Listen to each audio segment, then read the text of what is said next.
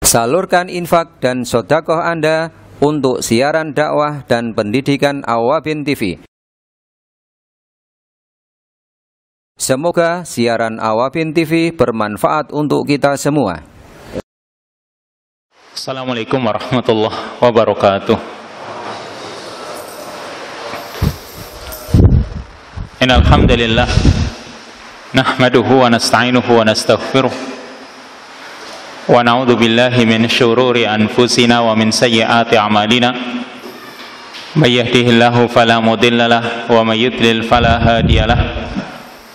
Asyhadu an la ilaha illallah wahdahu la syarika lah wa asyhadu anna Muhammadan abduhu wa rasuluh wa safiyyuhu wa khaliluh wa khiratuhu min khalqihi wa aminuhu ala wahyihi.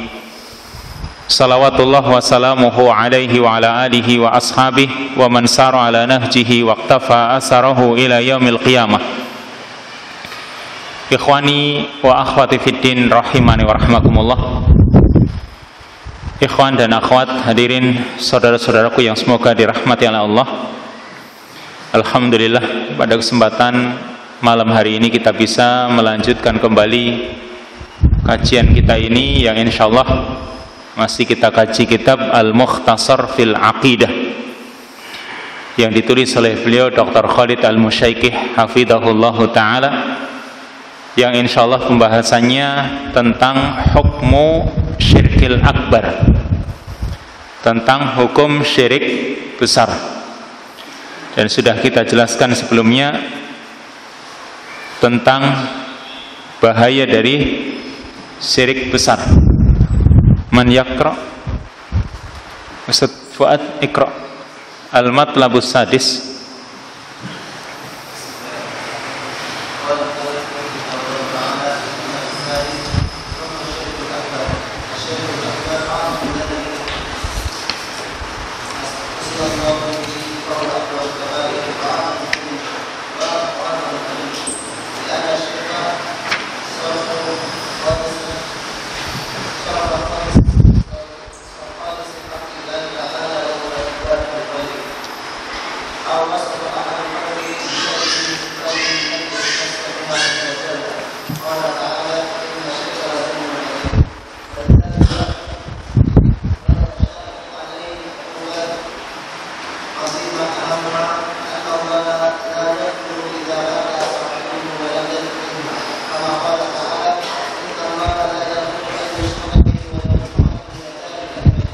Hasbuk, cukup dulu. Al-Matlabus Sadis, bagian yang ke-6, yaitu tentang hukmu syirkil akbar, hukum syirik besar. Dikatakan di sini oleh muallif hafizahullah taala, asyirkul akbar a'dhamu dzanbin usiyallahu bihi fahuwa min akbaril kabair. Bahwa syirik besar merupakan a'dhamu dzanbin, dosa yang paling besar yang dengannya Allah dimaksiati.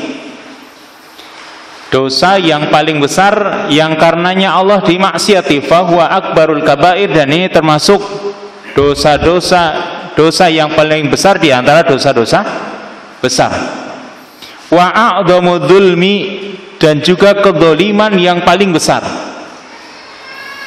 Sebagaimana yang sudah kita ketahui bahwasanya yang namanya zalim itu wad'u syai' fi ghairi mahallihi, menempatkan sesuatu, meletakkan sesuatu tidak pada tempatnya, itu namanya zalim. Andai kata hartanya si A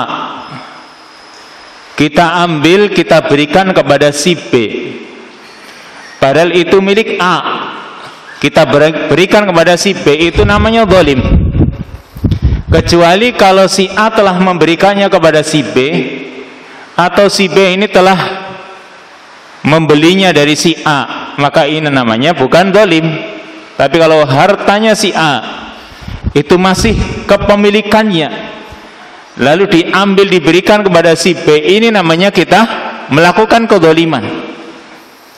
Demikian pula yang namanya ibadah. Ibadah ini hanya milik Allah Subhanahu wa ta'ala, Dan Allah tidak berikan hak peribadatan ini kepada seorang pun dari makhluknya. Allah tidak berikan haknya Allah ini kepada siapapun dari makhluknya, dan ini disebut kedzaliman. Makanya dikatakan a'dhamu dzulmi, kedzaliman yang paling besar, karena kaitannya dengan Allah Subhanahu wa taala. Dan syirik itu bukan cuma mendolimi Allah, tapi juga mendolimi diri sendiri serta mendolimi orang lain. Makanya dikatakan a'dhamu dzulmi, bukan cuma mendolimi Allah. Allah jelas terdolimi karena menempatkan ibadah tidak kepada Allah tapi kepada makhluknya.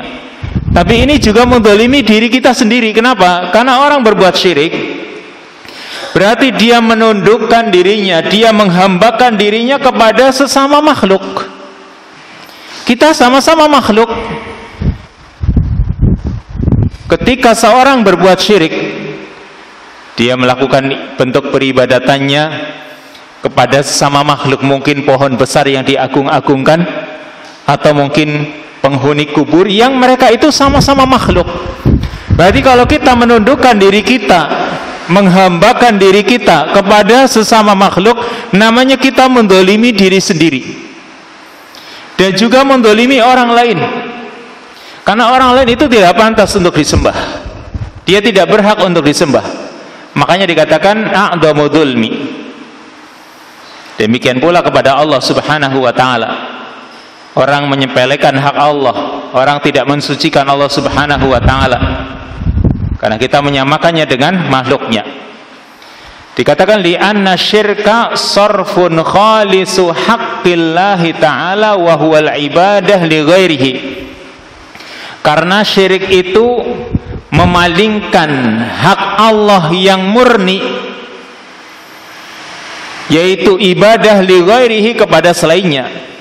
Jadi tadi ibadah itu hak Allah yang paling murni, dan Allah tidak berikan kepada siapapun dari makhluknya. Lalu kita berikannya kepada selain Allah, makanya kita dikatakan tadi zalim.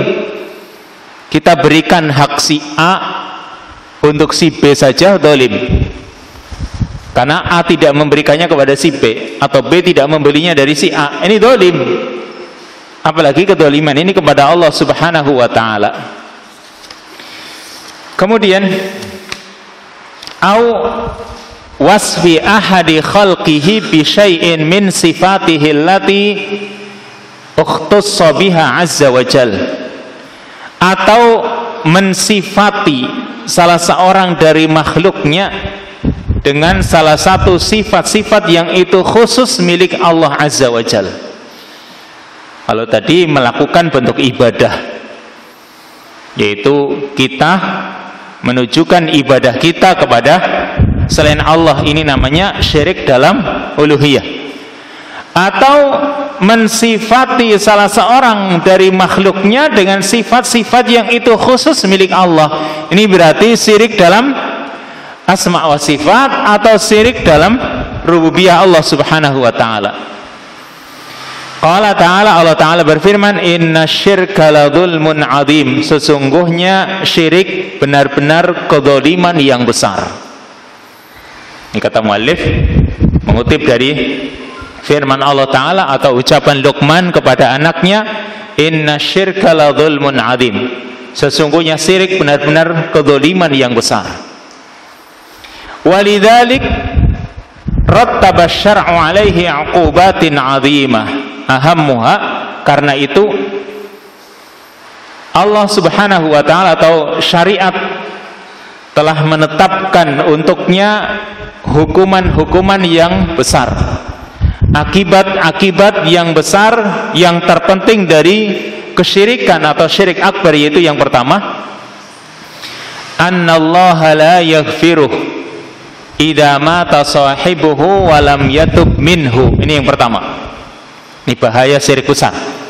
Annallaha la yaghfiruhu, sesungguhnya Allah atau bahwa Allah itu tidak akan mengampuninya jika pelakunya mati dan dia belum bertaubat dari syirik besar. Kalau dia pernah melakukan syirik akbar, syirik besar, bahkan kafir misalnya, berkecimpung dalam kesyirikan, lalu dia bertaubat sebelum matinya, maka at-taubatu tajubbu ma qablah. Yang namanya taubat itu menghapus dosa-dosa sebelumnya. Tapi andai kata orang itu melakukan syirik akbar dan dia belum bertaubat darinya lalu mati dalam keadaan syirik besar, dia melakukan kesyirikan yang besar, Allah tidak akan mengampuninya. Kama qala ta'ala, sebagaimana yang Allah firmankan, innallaha la yaghfiru ayyushraka bihi wa yaghfiru ma duna dzalika liman yasha. Sesungguhnya Allah tidak akan mengampuni jika disekutukan. Allah tidak akan mengampuni dosa syirik, dan Allah akan mengampuni dosa selain itu atau dosa di bawah itu liman yasha, bagi orang yang dia kehendaki. Kalau dosa di bawah syirik, Allah katakan Allah akan mengampuni bagi orang yang dia kehendaki. Jadi bisa saja dosa pembunuhan misalnya, atau dosa perzinaan, atau dosa durhaka kepada orang tua, ini dosa-dosa besar. Tapi bisa saja Allah Subhanahu wa ta'ala mengampuninya kalau Allah menghendakinya. Tapi kalau Allah tidak menghendaki atau Allah tidak mengampuninya, ya mungkin dia akan disiksa di neraka, tapi dia tidak akan kekal di neraka. Berbeda kalau syirik, Allah tidak akan mengampuninya. Mungkin jadi pertanyaan bagi kita, mengapa Allah Subhanahu wa ta'ala tidak mengampuninya? Kalau dosa-dosa yang lain Allah masih mengampuninya bagi orang yang Allah kehendaki. Tapi syirik atau syirik akbar ini, syirik besar, mengapa tidak diampuni oleh Allah Subhanahu wa ta'ala? Perhatikan. Pertama, Allah itu telah menciptakan kita. Allah menciptakan kita dari sesuatu yang tidak ada menjadi ada. Ini nikmat yang besar. Kenikmatan Allah dengan menciptakan kita dari sesuatu yang tidak ada. Ya kan, kita sebelumnya nggak pernah disebut, nggak ada bendanya berupa kita ini. Dari sesuatu yang tidak ada menjadi ada. Berarti Allah yang menciptakannya. Kemudian bukan cuma Allah sekedar menciptakan, Allah juga berikan kenikmatan dengan semua yang diinginkan atau semua yang dibutuhkan oleh manusia, Allah itu juga penuhi. Bahkan Allah mengatakan, wa atakum min kulli ma sa'altumu wa in ta'uddu ni'matallahi la tuhsuha. Wa atakum min kulli ma sa'altumu, dan Allah telah berikan kepada kalian segala sesuatu yang kalian itu minta. Wa in ta'uddu ni'matallahi la tuhsuha, jika kalian menghitung nikmat-nikmat Allah, maka kalian tidak akan mampu menghitungnya. Berarti kenikmatan yang Allah berikan kepada kita, di samping nikmat Allah ciptakan kita dari sesuatu yang tidak ada menjadi ada, Allah masih berikan nikmat yang lain kepada kita, yaitu yang kita butuhkan untuk bisa hidup. Dan dari nikmat itu semua, Allah cuma menginginkan dari kita untuk beribadah kepadanya. Nih, cuma satu yang diinginkan oleh Allah, kita itu disuruh beribadah hanya kepadanya, jangan kepada yang lain. Bahkan Allah itu maha luas rahmatnya, bahkan orang yang beribadah Allah janjikan surga untuknya. Allah janjikan balasan yang besarnya nanti di akhirat berupa surga kalau orang itu mau beribadah kepada Allah Subhanahu wa ta'ala. Tapi mengapa manusia syirik? Tapi mengapa seorang itu menyekutukan Allah Subhanahu wa ta'ala? Makanya pantas Allah tidak mengampuninya. Enggak sebanding. Allah itu cuma menginginkan kita beribadah kepadanya. Jangan melakukan bentuk ibadah apapun kepada selainnya, sudah. Dan yang kita butuhkan sangat banyak. Makanya Allah mengingatkan tadi, wa in ta'uddu ni'matallahi la tuhsuha. Jika kalian menghitung nikmat-nikmat Allah, kalian tidak akan mampu menghitungnya. Semua yang kita butuhkan, dari yang kita lihat, dari udara yang kita hidup, dari semua anggota tubuh yang kita bisa gerakan, itu semua nikmat dari Allah. Maka berpikirlah, Itu nikmat yang besar, kita cuma disuruh beribadah hanya kepadanya, tidak kepada yang lain.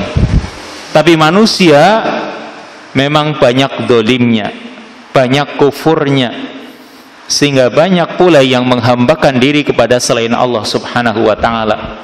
Makanya ini pantas Allah subhanahu wa ta'ala tidak ampuni.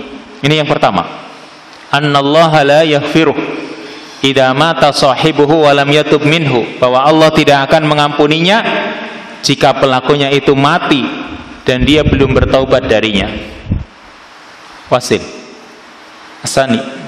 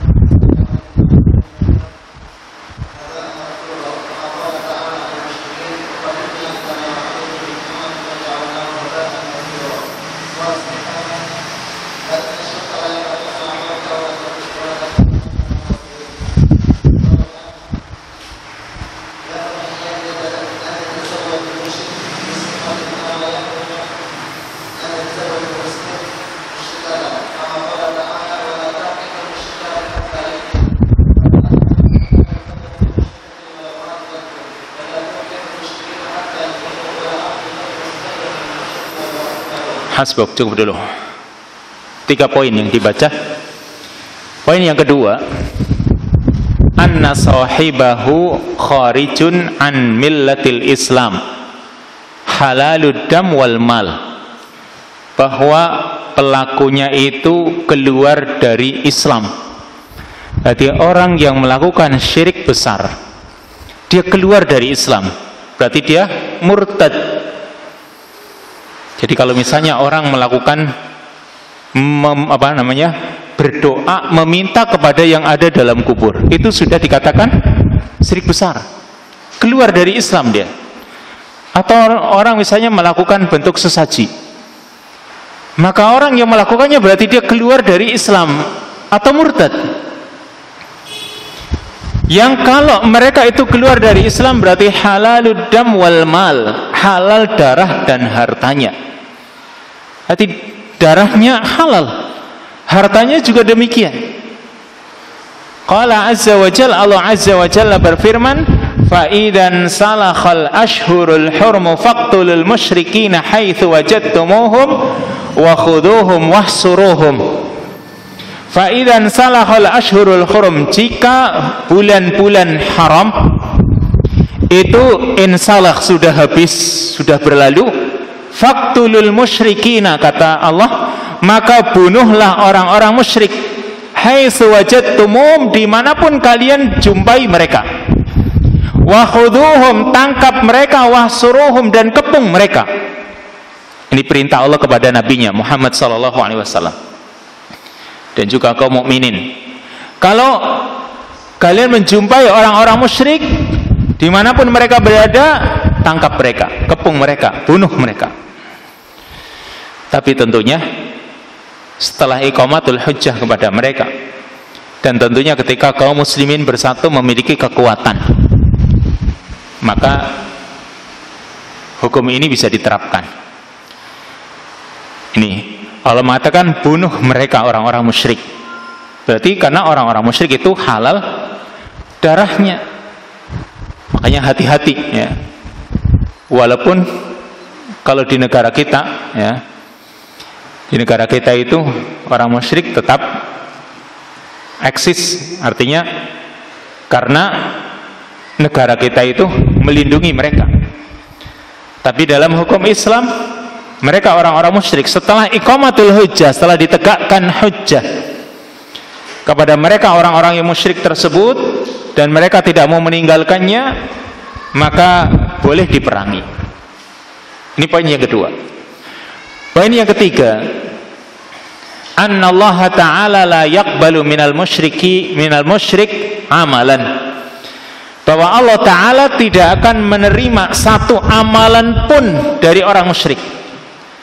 amalan apa saja yang dilakukan oleh orang musyrik, maka Allah tidak akan menerimanya. Berarti semua amal saleh itu tidak bermanfaat. Wa ma amilahu min a'malin sabiqatin takunu haba'an mansura. Maka amalan yang dia lakukan berupa amalan-amalan yang sudah berlalu, takunu haba'an mansura, maka itu akan menjadi seperti haba'an mansura, debu yang berterbangan. Ya, kalau debu yang berterbangan kemudian banyak bisa diambil, maka masih bisa dimanfaatkan. Yang dimaksud haba'an mansura yang digambarkan oleh para ulama itu seperti kelihatannya banyak amalan-amalan itu, tapi nggak ada manfaatnya karena nggak bisa diambil. Dan sering saya contohkan, ketika sinar matahari masuk ke dalam sebuah ruangan, lalu kita pukul kasur, pukul bantal, pasti akan, ketika ada sinar pagi masuk atau sinar sore yang masuk, maka akan kelihatan mengepul debu-debu tersebut, dan kita mengambilnya nggak bisa. Maka seperti itulah, kelihatannya banyak tapi diambil nggak bisa. Itu yang dimaksud haba'an mansura, seperti debu yang berterbangan dan nggak bisa diambil sama sekali walaupun kelihatan banyak. Dan seperti itulah amalan orang-orang musyrikin. Walaupun mungkin mereka kaum musyrikin menginfakkan hartanya, walaupun mungkin mereka berbuat kasih sayang kepada sesama makhluk, tetapi tidak sebanding di sini perbuatan menyayangi makhluk, atau mereka itu punya sikap dermawan. Perbuatan-perbuatan ini tidak sebanding ketika mereka itu mensekutukan Allah Subhanahu wa ta'ala. Ketika mereka menyekutukan Allah, Allah tidak akan mengampuninya. Dan Allah mengatakan di dalam surat Al-Furqan ayat yang ke-23 di sini, wa qadimna ila ma 'amilu min 'amalin faja'alnahu haba'an mansura. Dan kami hadapi apa yang mereka perbuat, kami datangi apa yang mereka perbuat berupa amalan, faja'alnahu haba'an mansura, dan kami jadikan amalan mereka itu haba'an mansura, seperti debu yang berterbangan yang orang tidak bisa mengambilnya. Ini gambarannya. Serta kalau kita itu membaca ayat-ayat yang lain, ada juga gambaran yang lain. Kalau tadi gambarannya seperti debu yang berterbangan, dan ketika diambil kelihatannya banyak, diambil nggak bisa dipegang karena memang nggak bernilai. Itulah gambarannya orang-orang, amalannya orang-orang musyrik. Atau di dalam surat An-Nur ayat yang ke-39, Allah juga menerangkan tentang amalannya orang-orang kafir, dan sama, orang-orang kafir dengan orang-orang musyrik sama. Walladzina kafaru a'maluhum kasarabin biqi'ati yahsabuhu dham'anu ma'a hatta idza ja'ahu lam yajidhu syai'a. Dan orang-orang yang kafir amalannya itu seperti kasarabin, seperti fata morgana. Insyaallah menjenengan kalau melihat fata morgana itu akan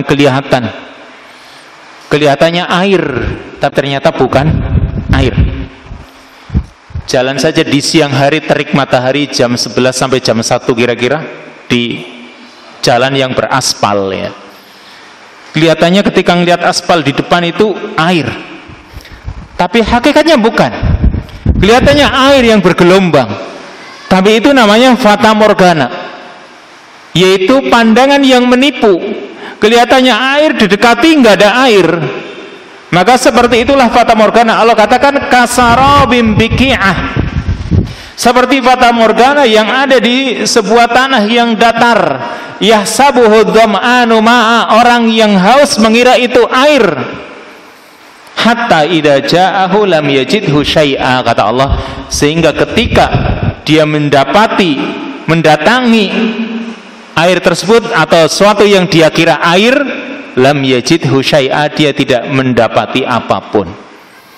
Ini kalau di padang pasir akan nampak kelihatannya air, tapi ternyata itu bukan air. Itu gambaran fata morgana, yaitu sesuatu yang menipu pandangan manusia. Atau di ayat yang ke-40, Ini tadi gambaran yang kedua seperti fata morgana. Gambaran yang pertama tadi dalam surat Al-Furqan ayat yang ke-23 seperti debu yang berterbangan, nggak bisa diambil. Gambaran kedua seperti fata morgana. Lalu gambaran yang ketiga masih dari surat An-Nur ayat yang ke-40. Allah mengatakan au kadulumatin fi bahril lujjiyyi yaghshahu mawjum min fawqihi mawj min fawqihi sahab dulumatun ba'duha fawqa ba'din idza akhraja yadahu lam yakad yaraha. Atau gambarannya tadi kadulumatin fi bahril lujjiyyin, seperti kegelapan yang ada di laut yang dalam, yaghshahu maujun, diliputi oleh ombak, min fauqihi mauj, di atasnya lagi ada ombak lagi, min fauqihi sahab, lalu di atasnya ombak itu ada mendung, awan yang hitam. Dzulumatun ba'duha fauqa ba'din, kegelapan-kegelapan yang sebagiannya di atas sebagian yang lain. Idza akhraja yadahu lam yakad yaraha, ketika orang itu mengeluarkan tangannya, dia hampir tidak bisa melihat tangannya tersebut. Berarti gambaran amalan orang-orang kafir itu isinya gelap nanti. Karena yang namanya amalan sekarang kan nggak nampak.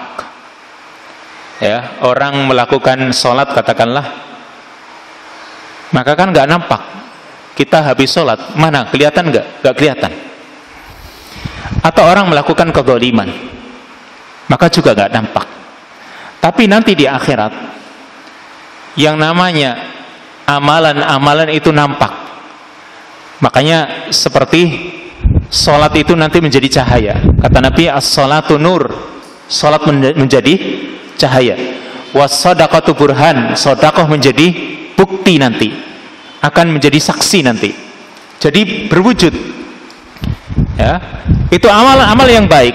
Amal-amal yang jelek, ya, atau perbuatan dosa itu nanti nampak berupa dzulumat, kegelapan. Apalagi syirik. Dan Allah gambarkan kesyirikan itu seperti orang yang berada di dalam 3 kegelapan, yaitu gelapnya dasar lautan, di lautan yang paling dalam kan nggak ada lampunya, ya, dan cahaya rembulan pun tidak bisa masuk, berarti kegelapan. Lalu dasar laut gelap, lalu di atasnya ada ombak, berarti gelapnya ombak yang kedua. Lalu di atasnya lagi ada awan yang menutupinya, berarti gelapnya awan. 3 kegelapan nih. Gelapnya lautan atau gelapnya dasar lautan, gelapnya ombak, gelapnya awan. Tidak ada cahaya yang meneranginya. Yang berarti nanti di hari kiamat orang-orang musyrik itu amalannya nggak ada yang bisa diandalkan. Karena kesyirikannya menjadikan semua amalan yang dia lakukan menjadi gelap. Amalan yang dia lakukan semuanya itu penuh dengan kegelapan karena akibat dari kesyirikannya ini. Kesyirikan menjadikan semua amalan itu gelap yang harusnya seperti tadi amal baik mungkin akan bisa menerangi seperti obor bagi orang yang melakukannya. Tapi karena kesyirikan menjadikan amalan itu gelap. Hati orang tidak bisa mengambil manfaat darinya nanti di hari kiamat. Itulah gambaran orang yang musyrik. Sehingga Allah mengatakan dalam surat Az-Zumar ayat yang ke-65, la in asyrakta la yahbatanna amaluka wa la takunanna minal khasirin. Sungguh jika kamu melakukan kesyirikan, maka sungguh amalmu akan benar-benar terhapus, wa la takunanna minal khasirin, dan sungguh kamu benar-benar termasuk orang-orang yang merugi. Berarti orang yang kafir sebesar apapun amalannya, maka nanti di akhirat dia tidak bisa mendapatkan pahalanya dari amalannya tersebut. Karena amalan yang dia lakukan Allah berikan balasan cukup di dunia.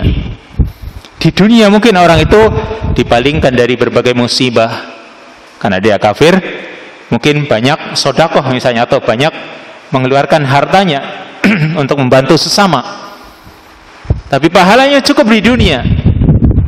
Allah hindarkan dari musibah, Allah sembuhkan dia dari berbagai penyakit misalnya, serta yang lainnya. Pokoknya balasan-balasan untuk orang-orang kafir oleh Allah Subhanahu wa ta'ala atas kebaikan mereka Allah balas di dunia, dan nanti di akhirat mereka itu tidak membawa amalan yang bisa diandalkan untuk bisa menyelamatkan dirinya. Ini yang ketiga. Lalu yang keempat, yahrumu an yatazawwajal musyriku bi muslimatin kama yahrumu an yatazawwajal muslim musyrikatan. Haram seorang laki-laki musyrik menikah dengan wanita muslimah. Jelas ini nggak boleh. Kama yahrumu an yatazawwajal muslimu musyrikatan, sebagaimana haram pula hukumnya seorang laki-laki muslim menikah dengan wanita musyrik. Kalau laki-laki muslim menikah dengan wanita kitabiyah atau ahlul kitab, maka berdasarkan ayat dibolehkan. Kalau laki-laki muslim menikah dengan ahlul kitab, wanita ahlul kitab. Tapi kalau wanita muslimah menikah dengan ahli kitab, juga tetap diharamkan hukumnya. Ya, tetap diharamkan hukumnya. Nah, di sini orang musyrik, maksudnya agama-agama yang bukan samawi, seperti Hindu, Buddha dan lain sebagainya. Ini agama-agama yang Allah Subhanahu wa ta'ala tidak turunkan kitab kepada mereka, maka mereka dikatakan musyrikin. Dan mereka, ya, tidak boleh kaum muslimin menikah dengan mereka, baik wanitanya atau laki-lakinya, ya. Laki-lakinya jelas nggak boleh, apalagi wanitanya. Dan Allah mengatakan dalam surat Al-Baqarah ayat yang ke-221, wala tankihul musyrikati hatta yu'min wala amatum mu'minatun khairum mim musyrikati walau a'jabatkum wala tunkihul musyrikina hatta yu'minu wala abdum mu'minun khairum mim musyriki walau a'jabakum. Dan janganlah kalian menikahi wanita-wanita musyrikah, wanita-wanita yang musyrik, hatta yu'minna, sehingga mereka mau beriman. Berarti mereka hukumnya haram untuk dinikahi sampai mereka mau beriman, sampai mereka mau masuk Islam. Wala amatum mu'minatun khairum mim musyrikati walau a'jabatkum. Dan sungguh budak wanita yang beriman lebih baik daripada wanita yang musyrik, walaupun wanita yang musyrik itu membuatmu kagum. Jadi mending budak wanita yang beriman daripada wanita yang musyrik. Ini Allah Subhanahu wa ta'ala memberikan perbandingan di sini. Ya, perbandingannya karena urusan agama, urusan keimanan. Kalau mereka beriman boleh dinikahi, tapi kalau mereka tetap dalam keadaan musyriknya, maka mending budak atau menikah dengan seorang budak wanita yang beriman, ya, sekalipun dia seorang budak. Wala tunkihul musyrikina hatta yu'minu. Dan jangan kalian nikahkan orang-orang musyrik atau laki-laki yang musyrik hatta yu'minu, sehingga mereka beriman terlebih dahulu. Jadi sekarang kalau tadi seorang laki-laki muslim menikah dengan seorang wanita musyrik, kan dia nggak butuh wali, itu saja diharamkan. Karena nggak butuh wali, makanya kalimatnya wala tangkihu, janganlah kalian menikahi. Nah sekarang bagi wali wanita muslimah, wala tungkihul musyrikin, jangan kalian nikahkan laki-laki musyrik atau kaum laki-laki musyrikin dengan wanita muslimah hatta yu'minu, sehingga mereka orang-orang musyrik tersebut beriman. wala 'abdun mu'minun khairum min musyrikin walau a'jabakum.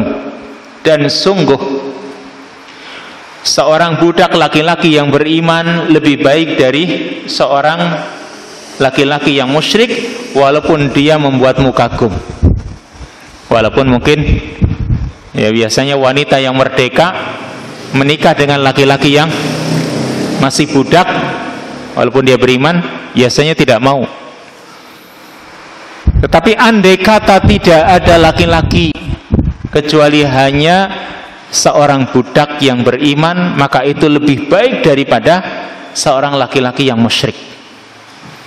Perhatikan di sini, kalau seorang wanita yang merdeka, dia muslimah, merdeka, menikah dengan budak laki-laki, maka berarti statusnya ini, wanita muslimah ini yang merdeka, dia akan seperti budak.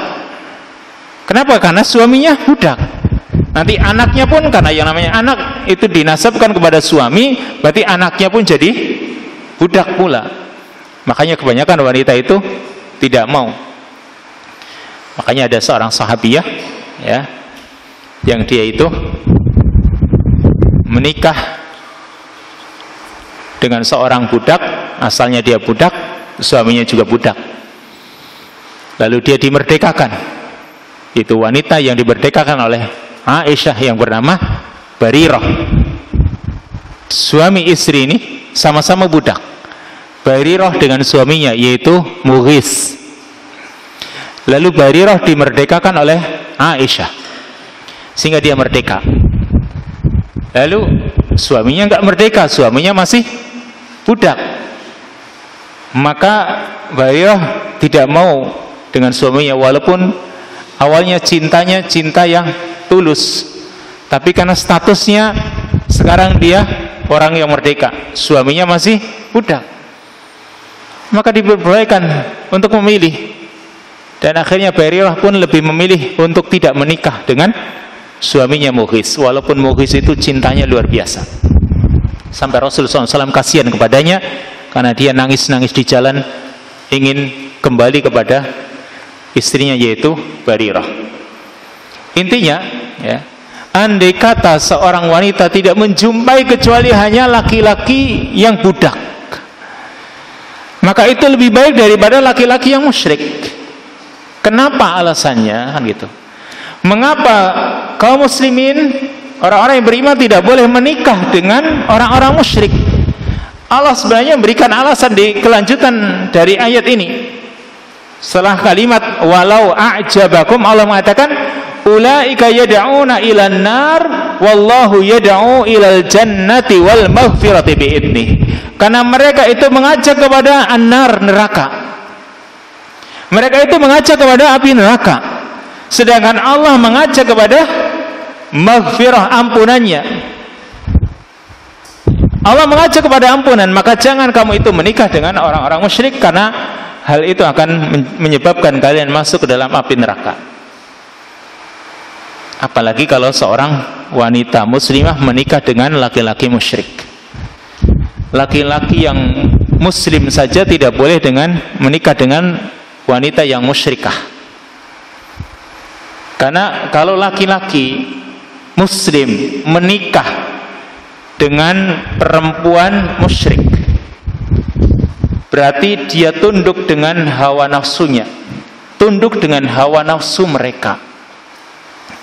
Mereka itu mengapa sampai syirik? Ya karena hawa nafsu.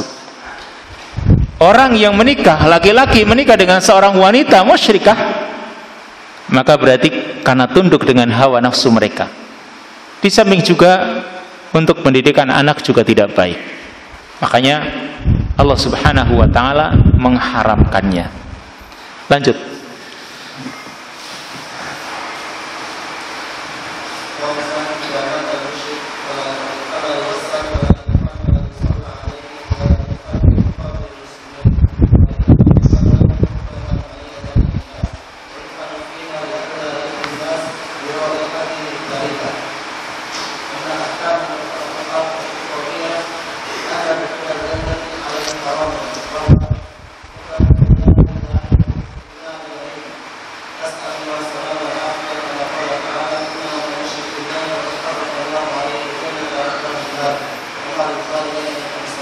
hasbuk.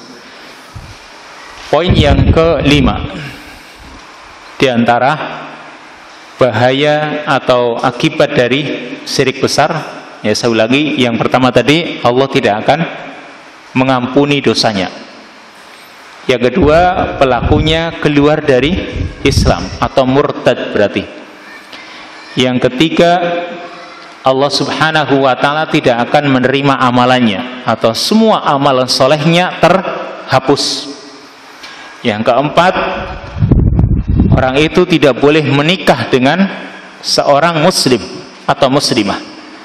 Nah sekarang yang kelima, idza matal musyrik fala yughassal wala yukaffan wala yusalla alaihi wala yudfanu fi maqabiril muslimin.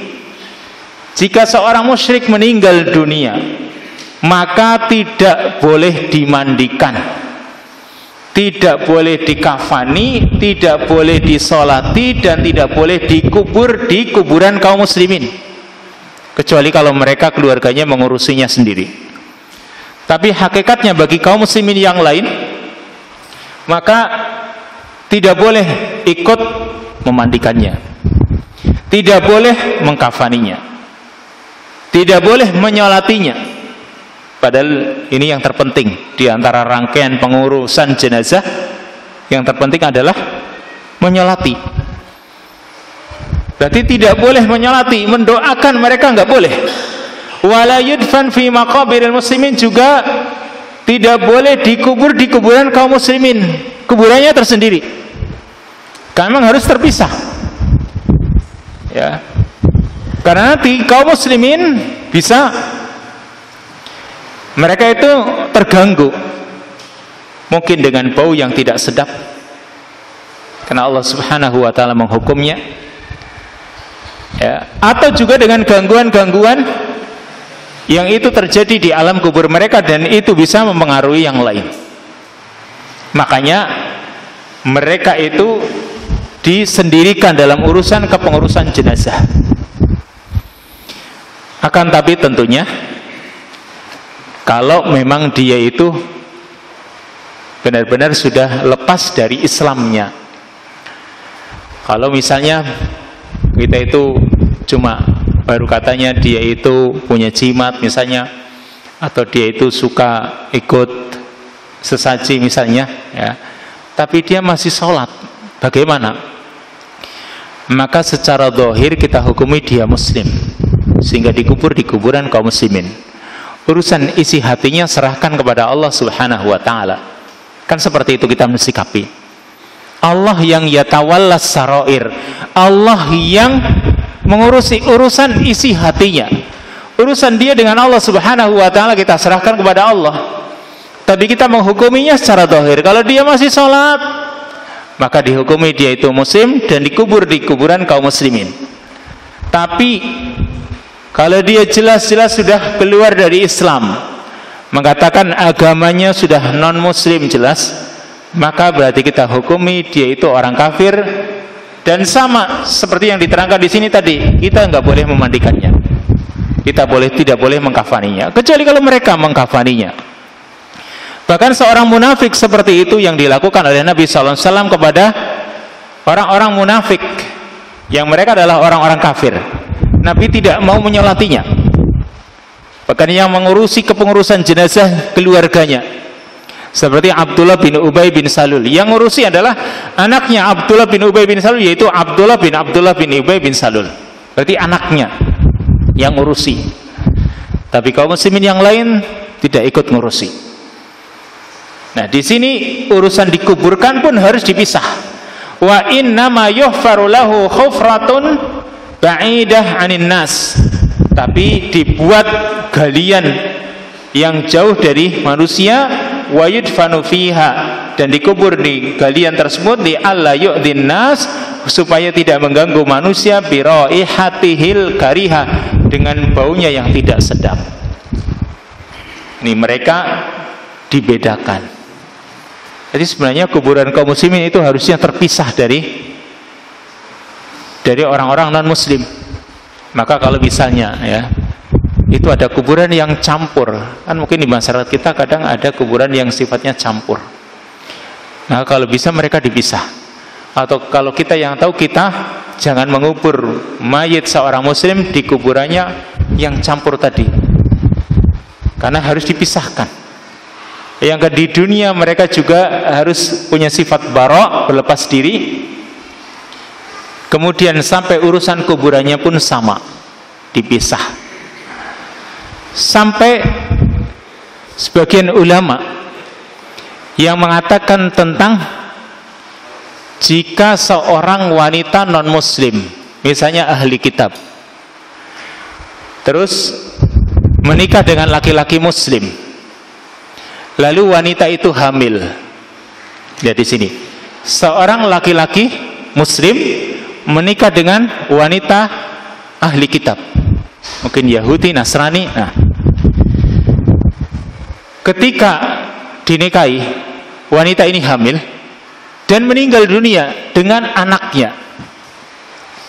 Wanita, istri dari seorang muslim ini, karena ahli kitab, dia non muslim, tapi hamil dengan anak yang ada di dalam kandungannya. Bagaimana nih? Mau dikubur di mana nih wanita ini? Kalau ngelihat wanitanya, dia ahli kitab non muslim, berarti harus dipisah.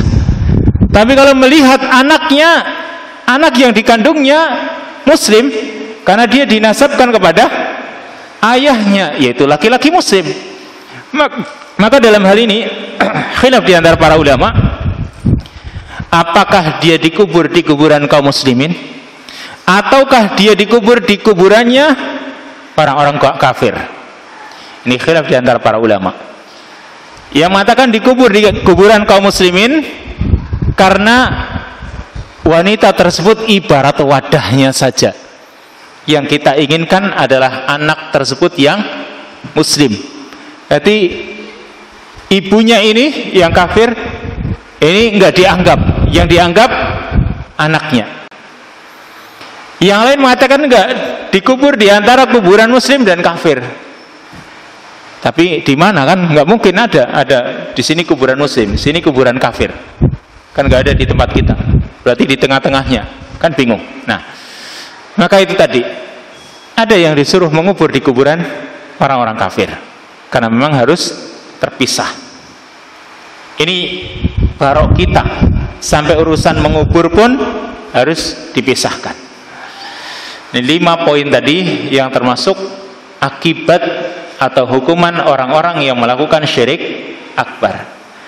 Itu hukuman di dunia. Lalu wa minal ahkamil ukhrawiyah, di antara hukum-hukum akhirat, yaitu anna dukhulal jannah alaihi haram wa huwa mukhalladun fi naril jahim, bahwa untuk masuk ke dalam surga orang musyrik, ya, masuk ke dalam surga itu baginya haram.